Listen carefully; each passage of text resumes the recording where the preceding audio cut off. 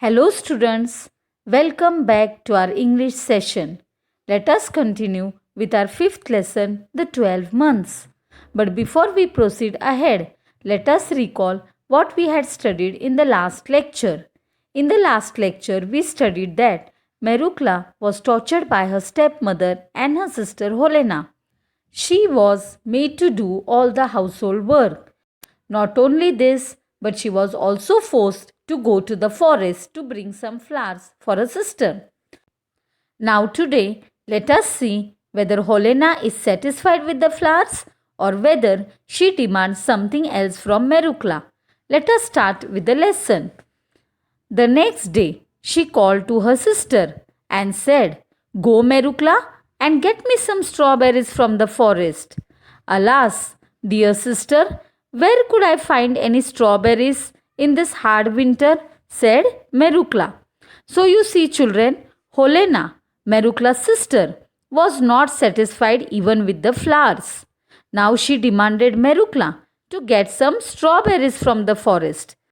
This time again, Merukla felt that it was a difficult job to get strawberries in the hard winter. Hearing Merukla's reply, Helena shouted, "How dare you argue?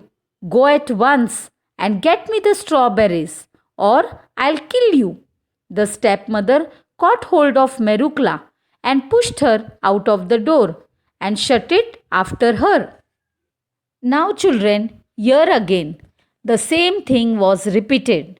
This time again, Merukla refused to go to the forest and was again threatened by her sister. Her mother also pushed her out of the house. Now, let us proceed further. Merukla went to the forest weeping bitterly. Weeping bitterly means she went crying. The snow was lying deep and there wasn't a human footprint to be seen anywhere. She wandered about for a long time, tortured by hunger and trembling with cold. Tortured means suffering. At last, she saw the light she had seen the other day. Overjoyed, that means happily, she went towards it. She came to the great fire with the 12 months sitting round it. So, with tears in her eyes, Merukla went to the forest. This time again, she was feeling very hungry and shivering with cold. Again, she saw a light which helped her to approach towards the 12 months. Now, let us see what did she do then. "Please, kind sirs, let me warm my hands at the fire." Great January nodded and asked her, "Why have you come again and what are you looking for here?" So, Great January asked Merukla the reason for coming back to the forest again. "I am looking for strawberries. My sister Helena and my stepmother bade me means told me to bring some strawberries, and if I don't, they will kill me. Tell me, fathers, tell me, please, where can I find them?" Great January arose. He went over to the month sitting opposite to him. It was June, and handed the club to him, saying, "Brother, take the high seat." So, children, poor Merukla, she requested Great January to tell her where she could get the strawberries from. Hearing her request, Great January gave the club to brother June. June took the high seat upon the stone and swung the club over the fire. The fire shot up and its heat melted the snow in a moment. The ground was all green. The trees were covered with leaves. The birds began to sing, and the forest was filled with all kinds of flowers. It was summer. The ground under the bushes was covered with white starlets. The starry blossoms were turning into strawberries every minute. They ripened at once. Ripened means they were ready to eat.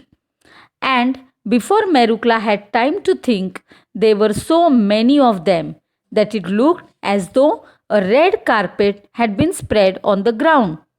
So, children, here we come to know that Brother June waved the stick over the fire, and to Merukla's surprise, there was a wonderful change in the forest.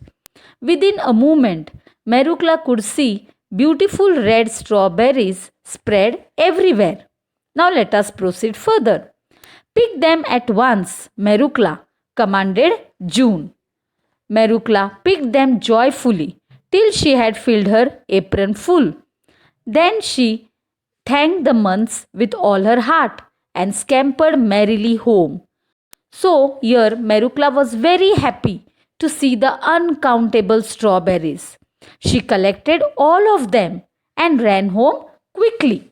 Now let us see how did her mother and her sister react to this. Helena and the stepmother wondered when they saw Merukla bringing the strawberries. Her apron was full of them. Where did you pick them? Asked Helena sulkily. Sulkily means in a very dull manner. There are plenty of them growing in the forest on the high mountains.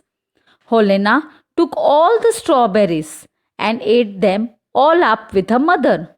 They didn't leave even a single one for Merukla. So this time again, children, Helena and her mother were surprised to see Merukla return home with the strawberries. Both Helena and her mother were so happy to see the strawberries that they ate all the strawberries but didn't give even a single strawberry to poor Merukla. Let us proceed. On the third day, Helena ordered Merukla, "Go into the forest and get me some red apples." The stepmother caught hold of Merukla and without giving her a chance to speak, pushed her out of the door and shut it after her. So now you see, children, again Helena was not satisfied with the strawberries also. This time again she ordered Merukla to get some apples for her, and again her cunning stepmother pushed her out of the house. Now let us see what happens to Merukla. Merukla went to the forest again, weeping bitterly. But she didn't wonder about this time. She ran straight to the top of the mountain where the big fire was burning and the 12 months were sitting round the fire. So now Merukla reaches the forest, but this time she goes directly to the 12 months. Let us see what she says to the 12 months. She requests them by saying, "Please, kind sir, help me." Great January nodded and asked her, "What are you looking for today?" "I am looking for red apples. If I don't bring them, my sister and my mother will kill me. Tell me, father, tell me, please, where I could find them." So, here, with a curious mind, Great January asks her the reason for coming into the forest again. She tells Great January that this time she had come to search the red apples. Hearing this, Great January rose up. He went over to one of the older months. It was September. He handed the club to him and said, "Brother, take the high seat." Month September took the high seat upon the stone and swung the club over the fire. The fire began to burn with a red flame. The snow began to melt, but there was a cold wind that sent the faded leaves down to the ground. Faded means the dried leaves. It was autumn. Merukla saw just one apple tree with red apples hanging high among its branches. So, children, this time Great January handed over the club to Brother September. Brother September moved the club over the fire, and within a few minutes, the whole forest was changed. Merukla could notice an apple tree with lovely red apples hanging on it. Now let us proceed further. "Shake the tree at once," Merukla commanded September. Right gladly, Merukla shook the tree, and first one apple fell down and then another. "Now, Merukla, that's enough. Run home quickly," shouted the months. Merukla obeyed at once. She picked up the apples, thanked the months with all her heart, and ran merrily home. So here, children, you can see that Merukla was very happy to see the red apples. She collected all the apples and ran home happily.